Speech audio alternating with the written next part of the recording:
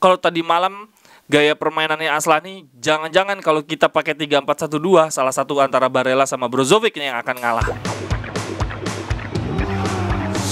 Jerewetan ceking kita, nyerewetin apa aja.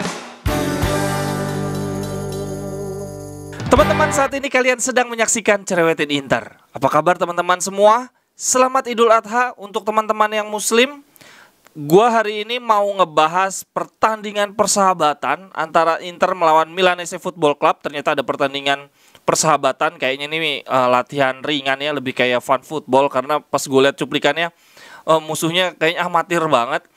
Gak kaget kita menang 10-0, Korea cetak 1 gol, ada Lukaku juga 1 gol, Lautaro Martinez mencetak 2 gol, ada Aslani, kemudian ada Fontana Rosa, gue gak tahu itu dia siapa, ada Sangali, Pinamonti, dan Lazaro luar biasanya. Kemudian ada Curatolo juga yang mencetak gol. Yang menjadi menarik di pertandingan tersebut, gue lihat cuplikannya, catatan gue, Ogome tampil lumayan lah ya, ada pergerakan-pergerakan dia yang cukup lincah. Gue pikir dia tadinya yang lebih statis di tengah gitu ya, kayak Brozovic yang lebih ngandalin visi. Tapi dia semalam mainnya agak melebar dan cukup lincah. Apakah dia akan diplotting untuk gantiin Gagliardini? Nggak mungkin lah ya, Gagliardini udah bilang agennya bahwa dia akan tetap di Inter. Kemudian Aslani keren banget. Waduh, apalagi golnya, intercept, kemudian ada sedikit juggling. Gue baca beberapa review juga mengatakan bahwa Aslani salah satu penampil terbaik tadi malam. Belanova ada beberapa momen gue lihat ngebut banget, mengingatkan gue akan Hakimi. Gosens juga 1 assist ke Lautaro. Ini awal yang cukup baik, beberapa kali serangannya lebih banyak ke serangannya lebih banyak dari sisi kiri sebetulnya dari Gosens. Kemudian yang menjadi menarik adalah Lazaro, 1 gol dan 1 assist. Rambutnya udah nggak ada, dia lebih kayak orang habis sakit tipes ya kalau dilihat dari mukanya. Tapi dari pertandingan persahabatan tadi malam, yang paling menjadi pusat perhatian adalah Inzaghi menerapkan formasi 3-4-1-2 yang menurut hemat gua, aduh ini jangan sampai buang-buang waktu deh. Conte itu adalah pelatih yang sama kayak Inzaghi, bermain dengan fokusnya 3 back tapi lebih variatif, bisa main 3-4-3, 3-4-2-1, 3-4-1-2, dan Conte pernah gagal menerapkan itu di Inter. Padahal waktu itu kita ada Eriksen yang sangat fasih bermain di belakang striker. Kemudian double pivotnya juga menggunakan Barella Brozovic dan ternyata nggak berjalan. Dan gue nggak tahu apakah Inzaghi bisa menemukan hal kenapa waktu itu Conte nggak berhasil ya. Karena ini double pivotnya sekarang Brozovic dan Barella lagi. Cuman bedanya yang ada di di posisi trequartista ini gue yang nggak tahu ntar siapa yang mengisi. Nah tapi kalau tadi malam posisi tersebut diisi oleh Korea, bermain di belakang Lautaro dan Lukaku. Korea sendiri waktu zaman di Estudiantes dan di Sampdoria dia sebetulnya attacking midfielder. Tapi ketika dia pindah ke Sevilla, itu dia baru jadi penyerang dan bermain agak melebar. Jadi sebetulnya Korea fasih di posisi tersebut.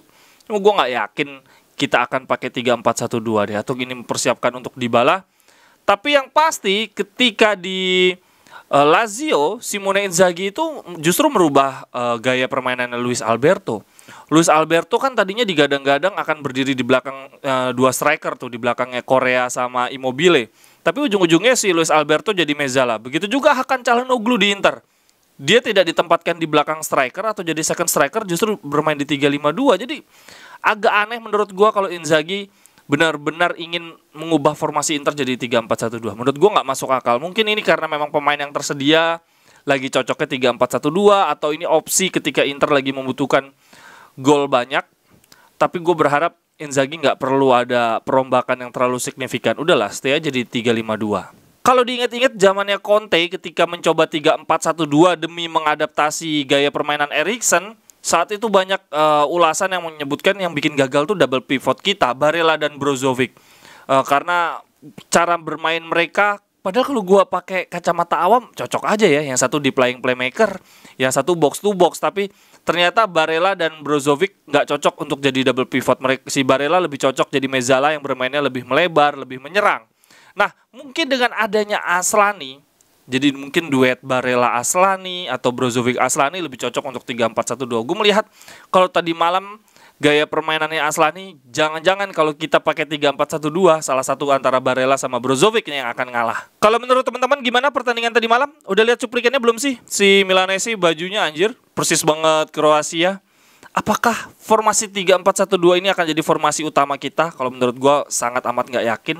Walaupun mungkin aja ini dipersiapkan untuk Dybala masuk, tapi lebih ke formasi alternatif ketika kita sedang membutuhkan banyak gol. Kalau sampai 3-4-1-2 jadi formasi utama kita, berarti Korea, Dybala, Hakan Çalhanoğlu, dan bahkan Mkhitaryan memperebutkan satu posisi yang sama. Wah, bisa chaos. Kemudian untuk pertandingan tadi malam ada nggak pemain yang mencuri perhatian teman-teman? Jangan-jangan Lazaro nih bisa dapat 1 gol 1 assist. Silahkan teman-teman untuk komentarnya. Sampai ketemu di cerewetan-cerewetan berikutnya. Bye-bye, thank you. Cerewetan ceking kita nyerewetin apa aja.